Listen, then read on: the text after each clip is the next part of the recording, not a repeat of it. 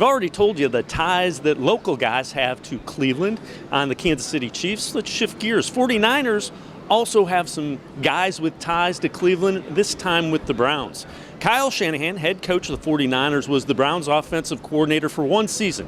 2014, when the Browns were 7-4 with Brian Hoyer as their quarterback, before the wheels fell off and they didn't win a game in their final 5 of that year.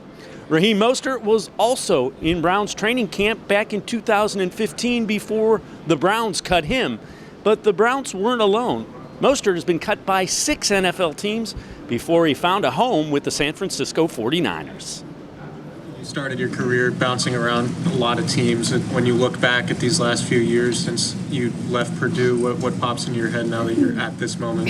I did have a lot of doubters and naysayers, and and now I get to actually tell them, hey, look where I'm at now. I never gave up on my dream. I never gave up on the opportunities when it presented itself, and I always worked hard no matter what.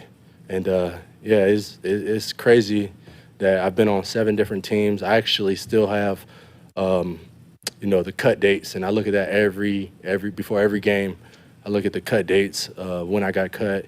Been on, like I said, been on 7 different teams, and the journey has been crazy.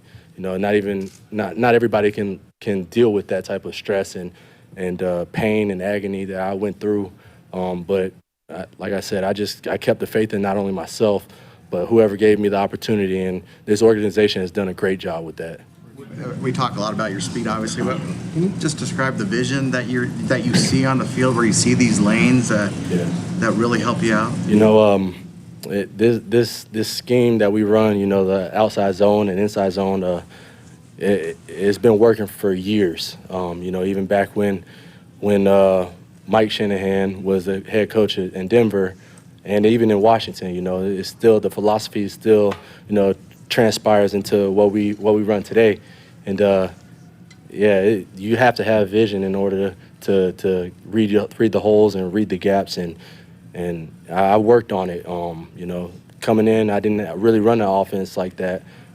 Coming out of college, I was running more of the shotgun, runs and sweeps and all that type of stuff, and that's what I was basically known for. Especially with my speed, it's a little bit easier. But having to transition into gap scheme and reading holes one at a time, it took a little bit while to work out, but it pays off once you get to it. Kyle, what has Raheem Mostert meant to this team, and how impressed are you with his story? I didn't know all Raheem's story, so I'm extremely impressed by him. It doesn't surprise me. Raheem, since I've gotten here, we noticed him right away, just in terms of before we got on the field and everything, just how good of a guy he was. Got to meet his wife and him at almost every event. Very humble, great people. To watch Raheem battle to make the team each year as a special teams player, how good he was at special teams, and the way he's taken advantage of his opportunities as a running back. I can't say enough good things about Raheem as a person, and as a player, he's been unbelievable. Over here, Chris Peterman, front row. Kyle, what do you remember about that workout with Jimmy that you had at Northwestern before the draft? I remember they didn't have a lot of receivers show up, so I had to do some of the routes, which was frustrating because he threw it too hard. I didn't have gloves, and I remember the next few days my hands were purple, but I feel like I caught most of them. And then, so the workout was great, and then going out to dinner with him later that night, just being able to hang out with him. Very simple, very humble. When you spend a night with someone like that, especially through the draft process, and they come off the way he does, it's, man, well, what's the guy hiding? He seems so relaxed and such a good dude, and now I've been with him for about 3 years, and I'm no different than that first night. Front row, Nick Wagner. God, looking back, how surprised were you that D Ford became available, and what are your recollections of how that came together? You're always surprised when good players become available. When you guys do get to that contract year or the year before, that it is always an option. I think he was a franchise year. I can't exactly remember. And I think it happened right before the draft or on the day of the draft. We knew we wanted to add another guy. We looked at a number of things in free agency and things like that. It was free agency when it happened. And then we weighed the options against D Ford being available. So to be able to get him and compare him to some of the other free agents, when we saw that, we didn't hesitate. And then it was nice to add another one in the draft. All right, middle aisle to the left. Hey, Kyle, how are you? Good, thanks. Good. One, do you consider yourself an offensive guru? And two, how did what you went through in the Super Bowl against the Patriots impact how you scout yourself, how you scout defenses, and just how you put together your playbook from that point even up through now? I mean, your plays.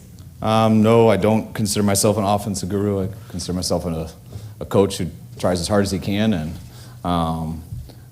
I definitely don't do it all alone. I mean, our coaches, from Mike McDaniel, Michael Fleur, they put in majority of the game plan with myself. We get a lot of help from all the coaches.